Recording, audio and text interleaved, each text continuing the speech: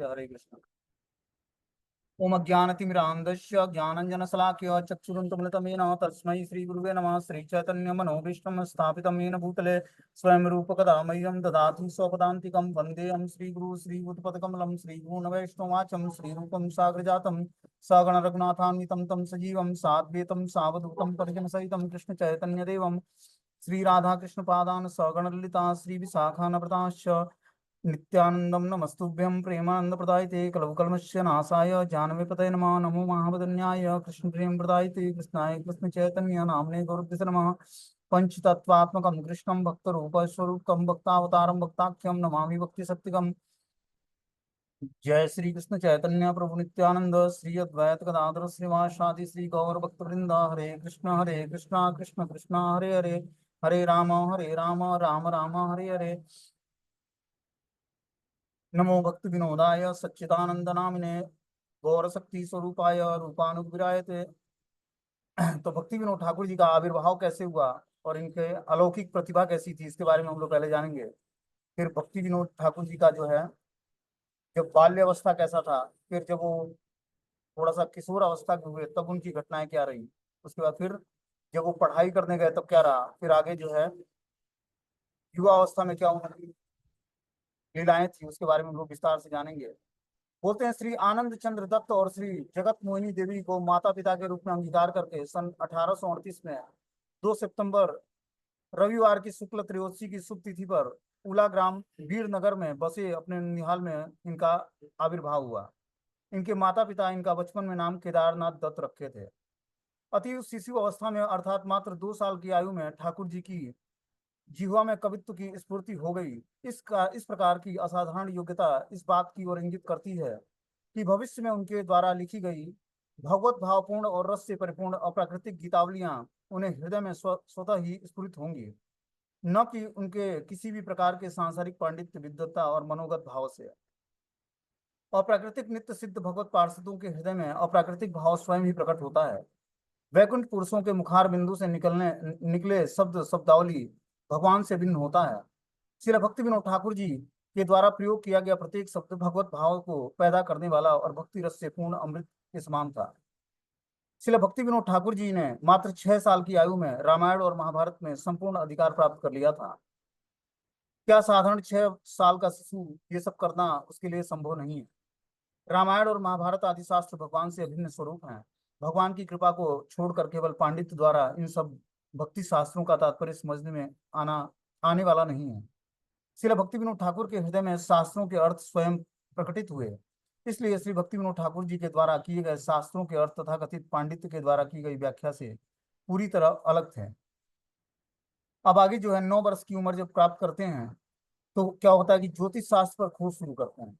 भक्ति विनोद ठाकुर जी लिखते हैं कि 9 वर्ष की उम्र में उन्होंने ज्योतिष शास्त्र पर खोज शुरू कर दी। फिर भक्ति विनोद ठाकुर ने अपने आत्मचरित्र में लिखा है कि 10 साल की आयु में उनके चित्त में तत्व जिज्ञासा हुई। तत्व जिज्ञासा मतलब कि मैं कौन हूँ और इस भौतिक संसार में क्या करने आया हूँ।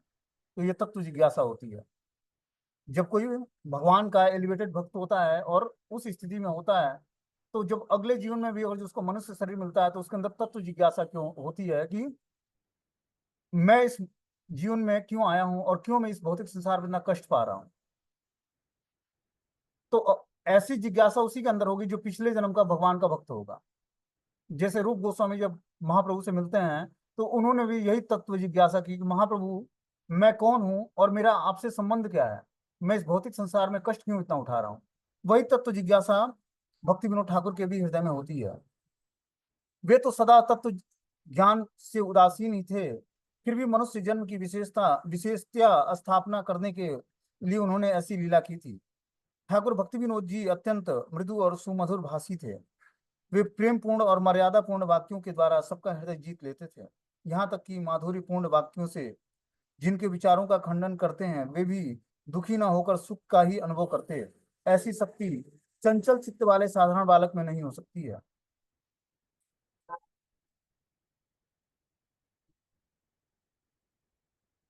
अब आगे जो है भक्ति विनोद ठाकुर का 9 वर्ष से 10 वर्ष तक की हम लोग ने लीलाएं सुनी।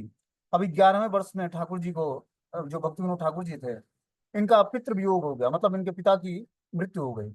उस समय वे बंग देश में सामाजिक प्रथा के अनुसार श्री केदारनाथ दत्त की माता ने 12 वर्ष की आयु में ही केदारनाथ दत्त जी का राणा घाट के निवासी 5 वर्ष की एक बालिका के साथ विवाह कर दिया।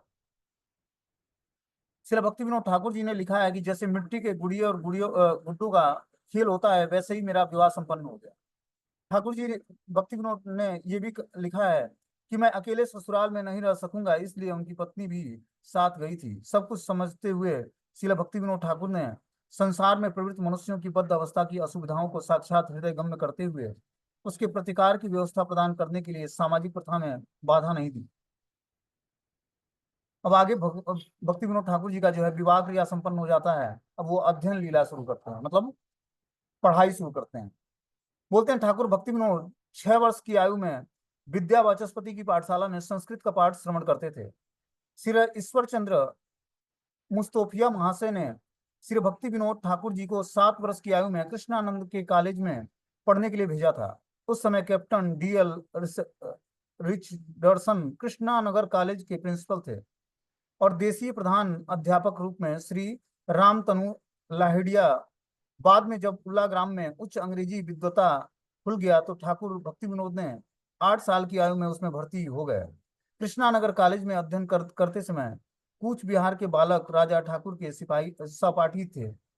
उला ग्राम में ननिहाल में अपने नानी के स्वधाम प्राप्त हो जाने के बाद श्री भक्ति विनोद ठाकुर जी माता के साथ कोलकाता आ गए।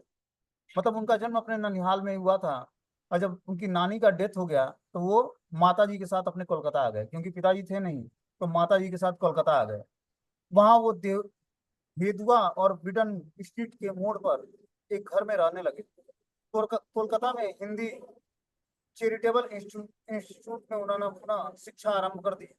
4 साल वहां विद्वत्ता प्राप्त करने के पश्चात सन 1865 में हिंदू स्कूल में भर्ती हो गए।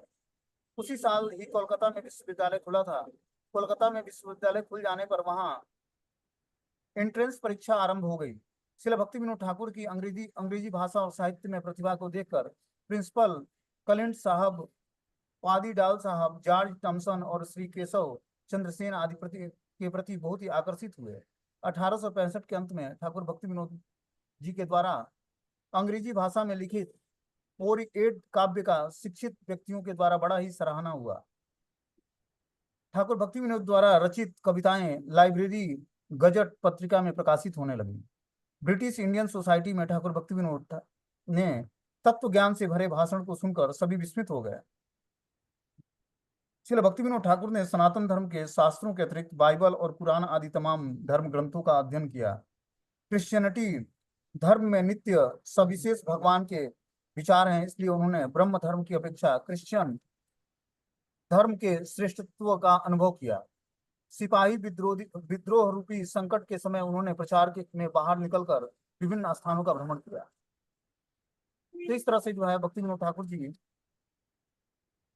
अपने पढ़ाई पीरियड में अपने कॉलेज में भी बहुत ही टैलेंटेड थे और बहुत सारी कविताएं लिखते थे और उस कविताओं की सभी लोग सराहना करते थे, खासकर जो प्रिंसिपल होते थे, टीचर होते थे। आगे उनकी जो उनके दादाजी से उनकी मुलाकात होती है। बोलते हैं 1858 ईस्वी में ठाकुर भक्ति विनोद जी ने गौड़ देश से नीलांचल की यात्रा की। गौड़ देश मतलब बंगाल, बंगाल से नीलांचल मतलब जगन्नाथपुरी की यात्रा की। रास्ते में याजपुर के पास छुटी ग्राम में अपने दादाजी के साथ उनका मिलन हुआ। वाक सिद्ध पुरुष दादाजी श्री राज वल्लभ दत्त ठाकुर जी ने यह भविष्यवाणी की कि भक्ति विनोद ठाकुर बड़े होकर बहुत ही महान वैष्णव बनेंगे। ये भविष्यवाणी करने के साथ साथ उनका ब्रह्म तालुल्य भेद हो गया और उनके प्राण निकल गए। ठाकुर भक्ति विनोद जी कटक से पैदल यात्रा कर चंदन यात्रा के समय पूरी जगन्नाथ में पद यात्रा करते हुए पहुंचे। कुछ दिनों वहां रहकर वे कटक, भद्रक, मेदिनीपुर इत्यादि स्थानों पर होकर वापस कोलकाता आ गए। तो इस तरह से भक्ति विनोद ठाकुर जी फिर से अपने निवास स्थान कोलकाता में आ जाते हैं। और फिर जो है अब आगे बताया जा रहा है कि इसमें श्री भक्ति विनोद ठाकुर जी को ईश्वर चंद्र विद्यासागर महाशय के बड़े पुराने और स्नेही छात्र थे। जिस स्कूल में कोलकाता में पढ़ते थे उसमें ईश्वर चंद्र विद्यासागर एक महाशय थे। तो बहुत ही प्रेम करते थे भक्ति विनोद ठाकुर से। एक बार वे कलकत्ता में विद्यासागर महाशय जी के घर गए, तो विद्यासागर महाशय जी ने उनसे कहा, जब ईश्वर को हमने देखा ही नहीं है तो उसकी आलोचना ना करना ही अच्छा है। छात्र होने पर भी ठाकुर भक्ति विनोद ठाकुर जी ने सच बात बोलने से नहीं हटे। उन्होंने कहा, पंडित महाशय, आपने बोधोदन नामक पुस्तक में ईश्वर निराकार और चैतन्य स्वरूप क्यों लिखा है? ईश्वर को न देख उसके संबंध में अपना मत अमत प्रकट करना ठीक नहीं है। ईश्वर सर्वशक्तिमान है, उनमें क्या अपने आकार की रक्षा करने की क्षमता भी नहीं है? परमेश्वर हमारे नित्य प्रभु हैं, हम उनके नित्य ही दास हैं। उनके प्रति हमारे हृदय में जो स्वाभाविक अनुराग है, वेदों ने उसे ही भक्ति ब्रह्म विद्या या परा विद्या कहा है। उस विद्या को प्राप्त करने से किसी प्रकार के ज्ञान का अभाव नहीं रहता है। जिनका हमेशा वास्तव वस्तु भगवान के साथ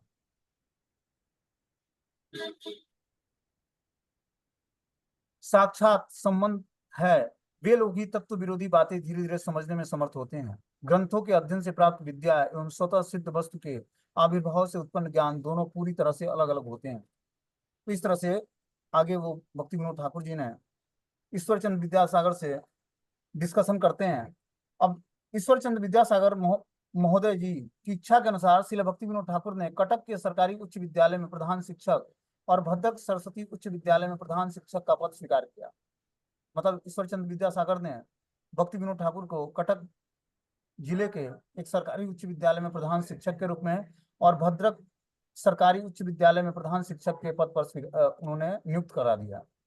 उसी समय ठाकुर भक्ति विनोद के द्वारा रचित उड़ीसा के मठों में लिखी एक तथ्यपूर्ण मठ आप उड़ीसा नामक पुस्तक प्रकाशित हुई। सर विलियम हर्ट्स की उड़ीसा पुस्तक में ठाकुर भक्ति विनोद जी ने मठ आप उड़ीसा पुस्तक की बहुत सारी बातों का उल्लेख किया। ठाकुर भक्ति विनोद श्री चैतन्य गीता नामक एक ग्रंथ लिखकर उसमें सच्चिदानंद प्रेम अलंकार के रूप में अपना परिचय दिया है। 400 श्री गौरा शताब्दी में श्री गौड़ीय गोस्वामी संघ के द्वारा ठाकुर भक्ति विनोद को भक्ति विनोद नाम से भूषित किया गया। तभी से केदारनाथ दत्त श्री सच्चिदानंद भक्ति विनोद ठाकुर के नाम से प्रसिद्ध हुए। तो उनके माता पिता ने उनका नाम केदारनाथ दत्त रखा था, लेकिन जब वो श्री गौड़ीय गोस्वामी संघ के द्वारा जब उसके टच में आए तो इनको भक्ति विनोद सच्चिदानंद भक्ति विनोद ठाकुर के नाम से इनको संबोधित किया गया, क्योंकि ये बहुत ही अच्छे एक टीचर के रूप में अपना इन्होंने एक पोजीशन बनाए रखा। इस कारण से इनको और बहुत सारे बुक्स लिखे, जैसे मठ ऑफ उड़ीसा, फिर उड़ीसा नामक एक बुक लिखा। तो इस तरह से इनको गौड़ीय गोस्वामी संघ के द्वारा इनको भक्ति विनोद ठाकुर नाम से संबोधित किया गया। अब आगे जो है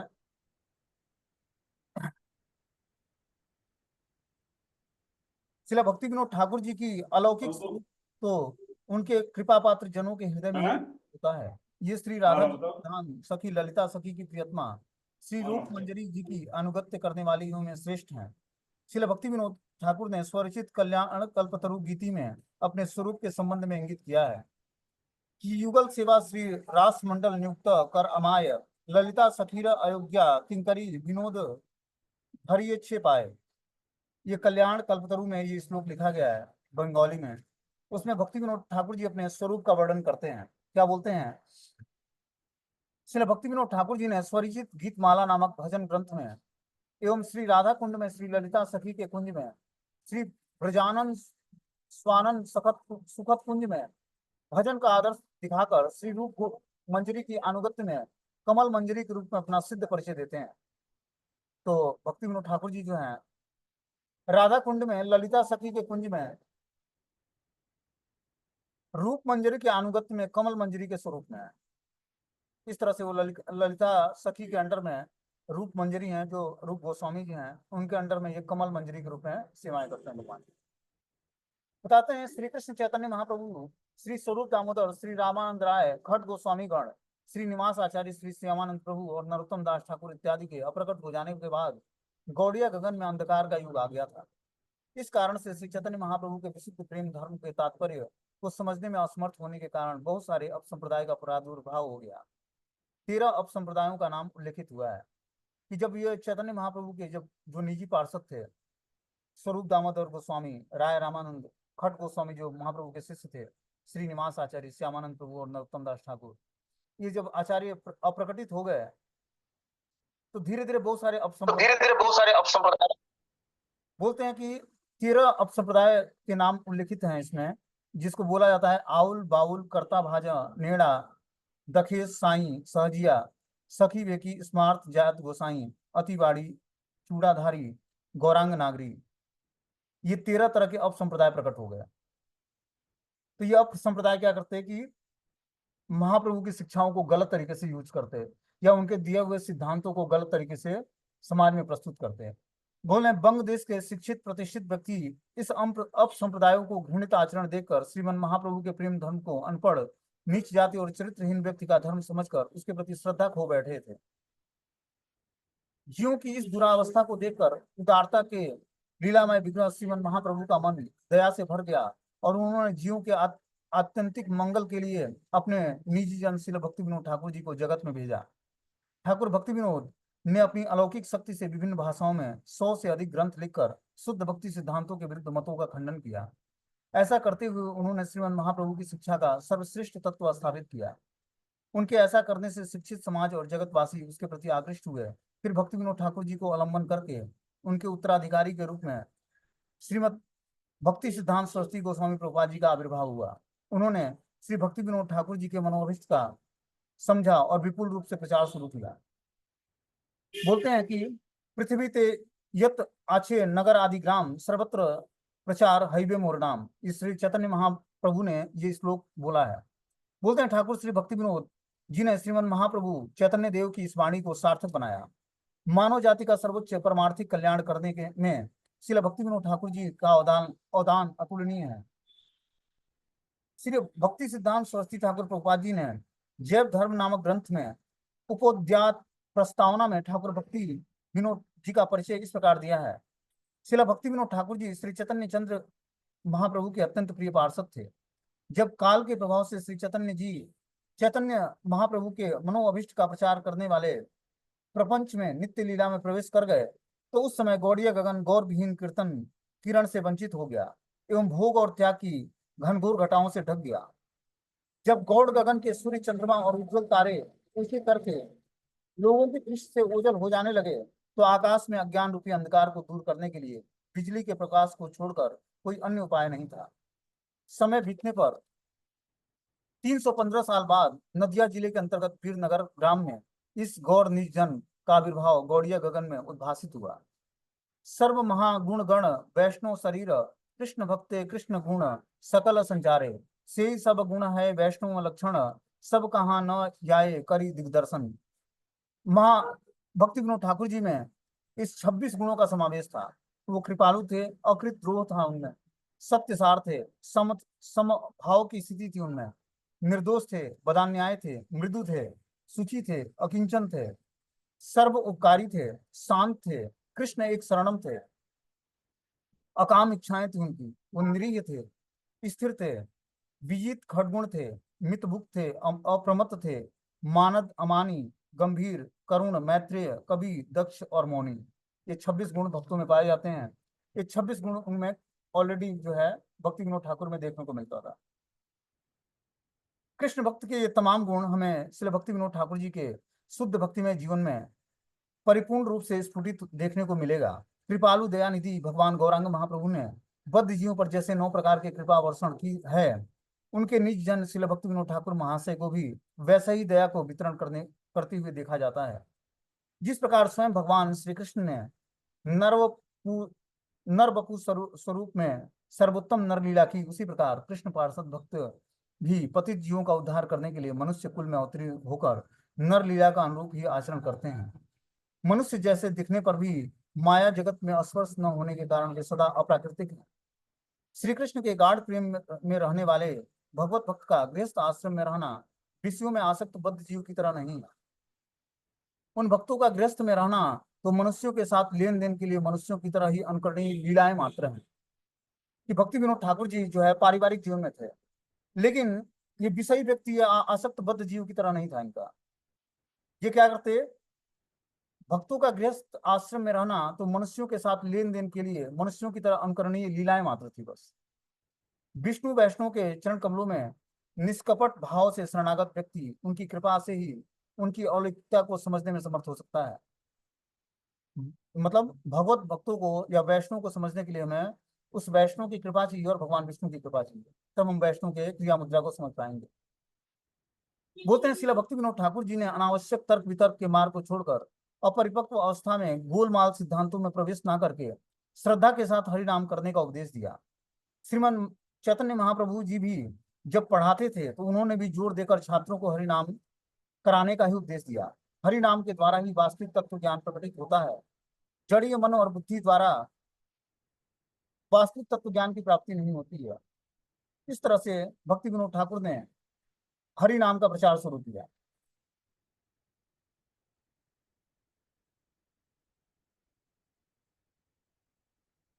अब आगे जो है भक्ति विनोद ठाकुर जी प्रचार की लीलाएं शुरू करते हैं। बोलते हैं ठाकुर भक्ति विनोद का प्रचार भ्रमण। अब वो प्रचार करने के लिए जो है पढ़ाई भी उनकी कंप्लीट हो जाती है, बहुत सारे ग्रंथ भी लिख लेते हैं और हरि नाम का प्रचार भी शुरू कर देते हैं। अब आगे लिखते हैं कि ठाकुर भक्ति विनोद ने मेदिनीपुर स्कूल में शिक्षक के पद पर भी कार्य किया था। मेदिनीपुर की साहित्य सभा में ठाकुर भक्ति विनोद जी का धर्म तत्व के संबंध में ज्ञान से भरा भाषण सुनकर ब्रह्म धर्म अवलंबी श्री राज नारायण बसु चमत्कृत हो उठे। ठाकुर भक्ति विनोद की पहली पत्नी के अंतर ध्यान करने पर, मतलब ठाकुर भक्ति विनोद की जो पहली पत्नी थी उनकी मृत्यु होने पर मेदिनीपुर में रहते समय उन्होंने भगवती देवी को पत्नी के रूप में स्वीकार किया। तो जो पहली पत्नी थी उनकी, उनका नाम हमने बताया जगत मोहिनी देवी, लेकिन वो कुछ दिनों बाद शरीर त्याग देती हैं। तो फिर भक्ति विनोद ठाकुर जी का जो है विवाह होता है भगवती देवी से।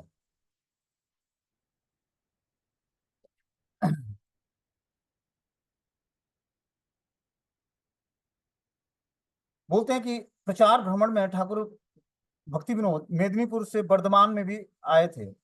वर्धमान जिले में रहते समय उन्होंने आवर वांटेड वांट्स नामक एक पुस्तक लिखी थी। स्थानीय व्यक्तियों के विशेष अनुरोध पर इन्होंने ब्रह्म धर्म और क्रिश्चियन धर्म की एकता के लिए भी चेष्टाएं की थी। अपने दो भाषणों के द्वारा अपने उनकी अयोक्तिकता का भी प्रदर्शन किया जो युक्त संगत न हो। आगे इसमें बता रहे हैं कि ठाकुर भक्ति विनोद ने वर्धमान जिले में भातृ समाज की स्थापना की। भातृ समाज में आत्मा के संबंध में अंग्रेजी भाषा में तत्व ज्ञान से भरा भाषण सुनकर हिली साहब तक प्रभावित हो गए। ठाकुर भक्ति विनोद ने वर्धमान जिले में चूया भांगा और राणा घाट भ्रमण करने के पश्चात बिहार में छपरा और पश्चिम में काशी, मिर्जापुर, प्रयाग और आगरा इत्यादि स्थानों से होकर वृंदावन पहुंचे। छपरा में रहते समय उन्होंने उर्दू और फारसी भाषा सीखकर पारदर्शिता प्राप्त की। छपरा की विशेष सभा में गौतम स्पीच नामक एक भाषण दिया था। छपरा से पूर्णिया होकर डिप्टी मजिस्ट्रेट का पद ग्रहण कर ये दिनाजपुर आ गए थे। दिनाजपुर में हिंदुओं और ब्रह्मवादियों के बीच में विवाद हो जाने से इन्होंने उन्हें समझाने का प्रयास किया और भागवत स्पीच नामक एक भाषण भी दिया था।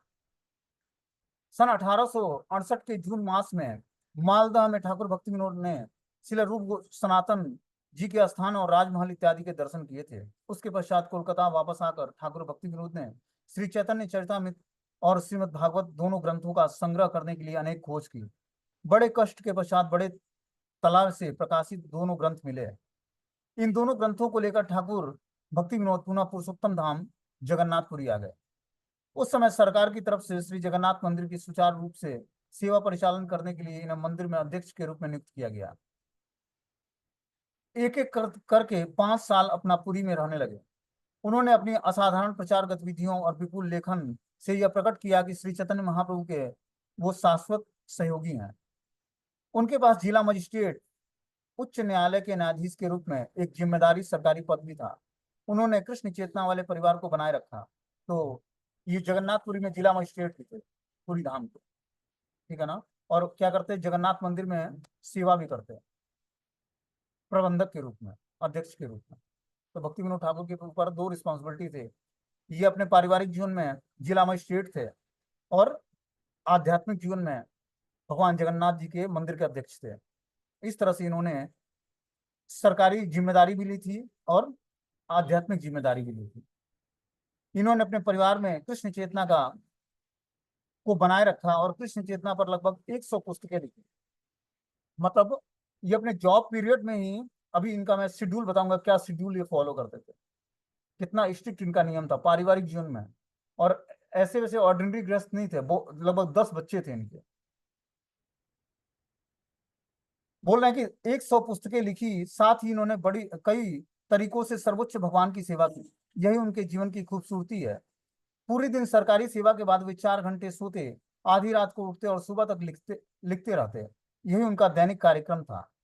ठाकुर भक्ति विनोद ने श्री जानवा माता की परंपरा में श्री बिहारी गोस्वामी से वैष्णव दीक्षा ली थी। तो इनके जो दीक्षा गुरु थे वो जानवा माता, जो नित्यानंद प्रभु की पत्नी है, उनकी परंपरा में बिहारी गोस्वामी जी से वैष्णव दीक्षा ली थी। बाद में उन्होंने श्रील जगन्नाथ दास बाबा जी से आध्यात्मिक प्रेरणा और मार्गदर्शन प्राप्त किया। जगन्नाथ दास बाबा जी अपनी परंपरा के देखते हैं, खट गोस्वामी के बाद जगन्नाथ दास बाबा जी होते हैं, तो वो इनके शिक्षा गुरु थे। लेकिन इनके दीक्षा गुरु जो थे विपिन बिहारी गोस्वामी जी थे, जो कि जानवा माता की परंपरा में थे, नित्यानंद प्रभु की परंपरा में। एक उच्च सरकारी पद पर आसीन होकर विशाल पांडित्य और आध्यात्मिक उपलब्धि ने भक्ति विनोद ठाकुर को कभी परेशान नहीं किया। वे हमेशा अभिमान रहित, विनम्र और सभी के प्रति मित्रवत व्यवहार करते थे। उनके घर पर दान चाहने वाले हमेशा खुश और संतुष्ट रहते थे। वे सभी के शुभचिंतक थे। उन्होंने कभी भी अपने उपदेशों के विरोधियों के साथ भी द्वेष नहीं रखा। वास्तव में उन्होंने कभी भी ऐसा कोई शब्द नहीं बोला जिससे किसी की भावुकता को ठेस पहुंचे।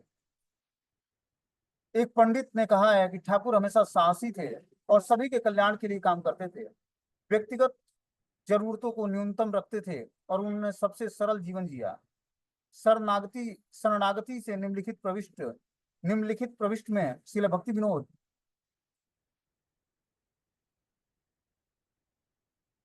जिनमें सभी शुद्ध दिव्य गुण थे, हमें कृष्ण चेतना में आगे बढ़ाने के तरीकों को सिखाने के लिए एक बद्ध आत्मा की भूमिका निभाते हैं।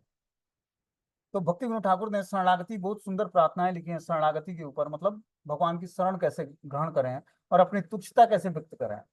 तो उसमें भक्ति विनोद ठाकुर ने शुद्ध दिव्य गुण प्रकट किया है और अपने को बहुत ही बद्ध आत्मा के रूप में उसमें दिखाया है, उस शरणागति के प्रेयर्स में। मतलब उन्होंने अपने को लेकर उस प्रेयर्स को भगवान के सामने प्रस्तुत किया है, जो प्रेयर्स हम लोगों को पढ़ने योग्य है। बोलते हैं कि इन्होंने हमेशा अपने मन में कृष्ण की महिमा का ध्यान पूर्वक जपने में लगाना चाहिए।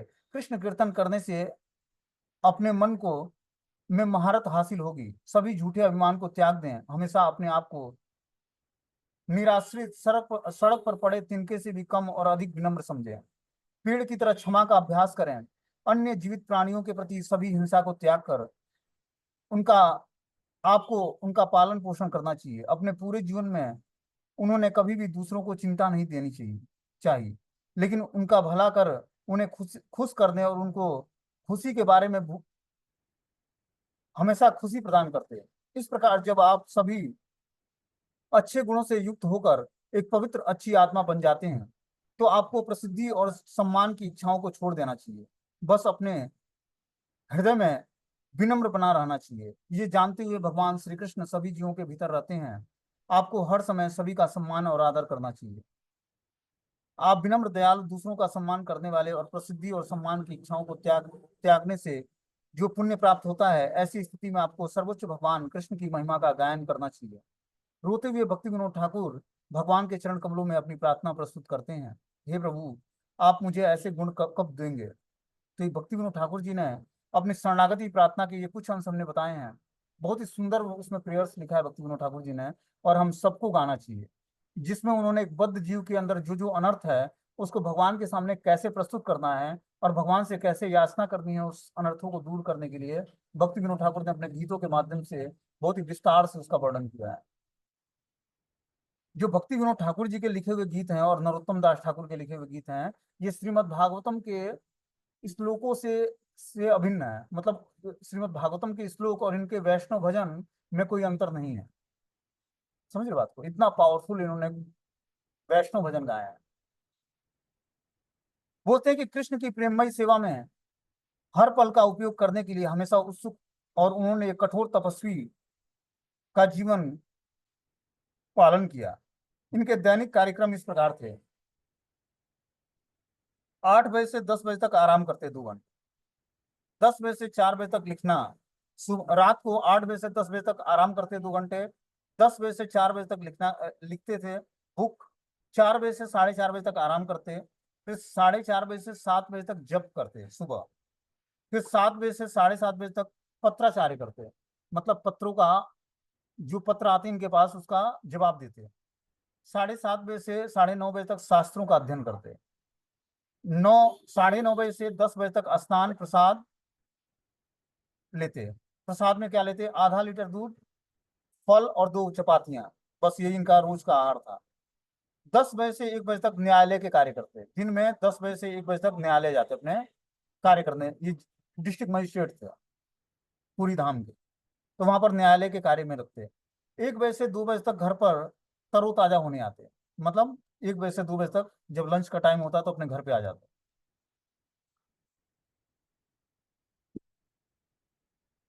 2 बजे से 5 बजे तक न्यायालय के कार्य करते। 5 बजे से 7 बजे तक संस्कृत शब्दों की का बंगाली में अनुवाद करते। 7 बजे से 8 बजे तक स्नान प्रसाद, फिर प्रसाद में आधा लीटर दूध, चावल और 2 चपातियां खाते। ये इनका रोज का शेड्यूल था। अब संक्षिप्त दैनिक कार्यक्रम सुनते हैं इनका कि क्या संक्षिप्त। तो 3 घंटे सोते थे, लिखते थे बुक 8.5 घंटे, 8.5 घंटे बुक लिखते थे, 4.5 घंटे जप करते और 6 घंटे अध्ययन करते। देखो कितना हैट्रिक शेड्यूल था इनका। 3 घंटे नींद लेते, 8 साढ़े 8 घंटे लेखन कार्य करते, लिखते, 4.5 घंटे जप करते और 6 घंटे अध्ययन करते। बोलते हैं श्रीनिवास आचार्य ठाकुर वृंदावन में 6 गोस्वामी की प्रशंसा करते हुए हठ गोस्वामी अष्टकम में लिखा है कि नाना शास्त्र विचारणे क निपुणो सद्धर्म संस्थापको लोकानाम हित कारिणे त्रिभुवने। 6 गोस्वामियों ने सभी के लाभ के लिए शाश्वत धार्मिक सिद्धांतों की स्थापना करने के लिए सभी शास्त्रों का गहन अध्ययन किया। इसी तरह ठाकुर भक्ति विनोद ने मानवता की मदद करने के लिए असीम उपदेश दिए और इसके लिए उन्हें 7वें गोस्वामी के रूप में जाना जाता है। 6 गोस्वामी को तो हमने वर्णन सुना है उसमें कि महाप्रभु के 6 गोस्वामी गण थे जो महाप्रभु से दीक्षा प्राप्त थे, लेकिन ये इनको भक्ति विनोद ठाकुर जी को 7वें गोस्वामी बोला जाता है। ये पारिवारिक जीवन में रहते हुए इतना इनका हैट्रिक शेड्यूल था और इतने बड़े महान भगवान के भक्त थे। बोलते हैं जीवनीकारों ने श्रील भक्ति विनोद ठाकुर की 3 प्रमुख प्रचार उपलब्धियों को सूचीबद्ध किया है कि भक्ति विनोद ठाकुर ने 3 प्रमुख प्रचार में उपलब्धियां हासिल करने के लिए प्रयास किया उन्होंने। पहला है कि 100 से अधिकृत आध्यात्मिक पुस्तकें लिखा उन्होंने।